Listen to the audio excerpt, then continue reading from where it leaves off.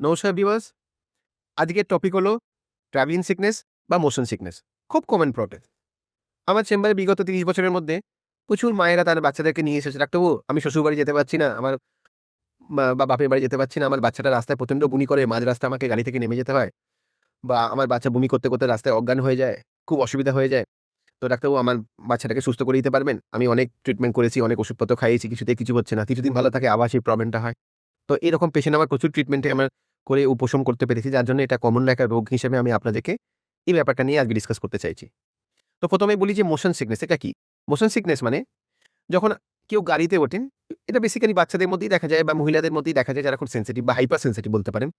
তারা গাড়িতে যখন এটা ট্রাভেল করছে, তখন এই যে গাড়ি ঝাঁকুনি বা দুলুনি এবং তার সঙ্গে যে একটা ওই ডিজেলের গ্যাস বা পেট্রোলের একটা গন্ধ, এটা অনেকে সহ্য করতে পারে না। তার ফলে কি তাদের গা বমি করে, গা গোলায়, রাস্তায় কিছু দূর বারবার তারা জল খেতে যায় এবং বারবার জল খাবার জন্য তাদের আরো বেশি বমিটা হয়। তাদের বমি করতে, করতে প্রায় তারা অজ্ঞান মতন অনেক সময় হয়ে যায় বা বাস থেকে নেমে পড়তে হয়। তো এটা হচ্ছে ট্রাভেলিং সিকনেস। মানে ট্রাভেল করলে তাদের শরীরে বমি, বমি ভাব বা একটা সিকনেস বা একটা অসুস্থতা। তো এই ট্রাভেলিং সিকনেসের ১ম ভালো হোমিওপ্যাথি ওষুধ যেটা হয়, সেটা হচ্ছে ককুলাস ইন্ডিকা। ককুলাস ইন্ডিকা। এটা 6 বা 30 পোটেনসি আপনারা খেতে পারেন।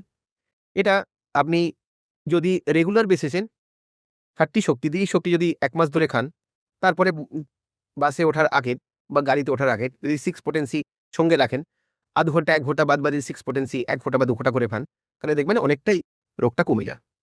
আরেকটা ওষুধ হচ্ছে ইপিকার 30। যখন ককুলাস ইন্ডিকা খাওয়ানোর পরে রোগটা অনেকটা কমে যাবে, তারপর আপনি খাওয়াতে পারেন হচ্ছে ইপিকার 30। এটাও আপনি ২-৩ মাস টানা খাওয়াতে পারেন। এটা হলো ওষুধের মধ্যে। আর আরেকটা জিনিস আমি বলে রাখি বেসিক যেটা, যে যখন আপনারা ট্রাভেল করবেন বা যানবাহনে উঠবেন, ভরপেট খেয়ে উঠলে হবে না। পেটটা একটু খালি, খালি রাখতে হবে।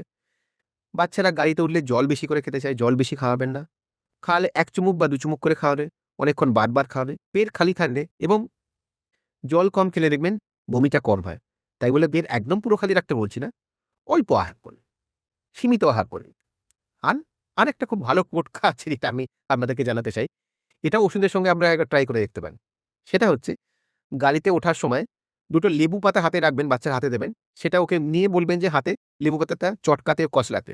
তাতে ওর একটা খেলাও হবে এবং লেবু পাতার গন্ধে দেখবেন ও ওই ডিজেলের গন্ধ বা পেট্রোলের গন্ধর দিক থেকে ওর মনটা সরে যাবে এবং সে সেটাতেই একটু মেতে থাকলে তার বমি ভাবটা কিন্তু অটোমেটিক্যালি কিন্তু ট্রিগার করবে না। কিন্তু এটা যেহেতু আমাদের সেন্ট্রাল নার্ভাস সিস্টেম একটা প্রবলেম, যত আমি ভয় পাবো তত রোগটা বাড়বে, তত আমি ভুলে যাবো তত রোগটা কমে যায়। আর আরেকটা টোটকা হলো বাড়িতে বাচ্চাকে মাঝে মধ্যে আপনি একটু ডিজেলের গন্ধ, পেট্রোলের গন্ধ সপ্তাহে ১ বার, ২ বার, ৩ বার করে শুকানোর একটু অভ্যাস করবেন। তাতে তারা ওই রোগটার মানে গন্ধটার সঙ্গে হ্যাবিচুয়েটেড হয়ে যাবে। তখন দেখবেন তারা ওই গন্ধটাতে তারা একটা ইরিটেশন বা কিছু হবে না এবং তার জন্য তারা হোমিওর এটা কম করবে। আমার ডেসক্রিপশন বক্সে যে দুটো ওষুধের নাম বললাম ইপিকাত 30 বা ইপিকাত এর সঙ্গে ককুলা 6 বা 30, আমি তার ছবি এবং নাম দিয়ে রাখবো। ডেসক্রিপশন বক্স থেকে আপনারা সেগুলো একটু দেখে নেন। নমস্কার।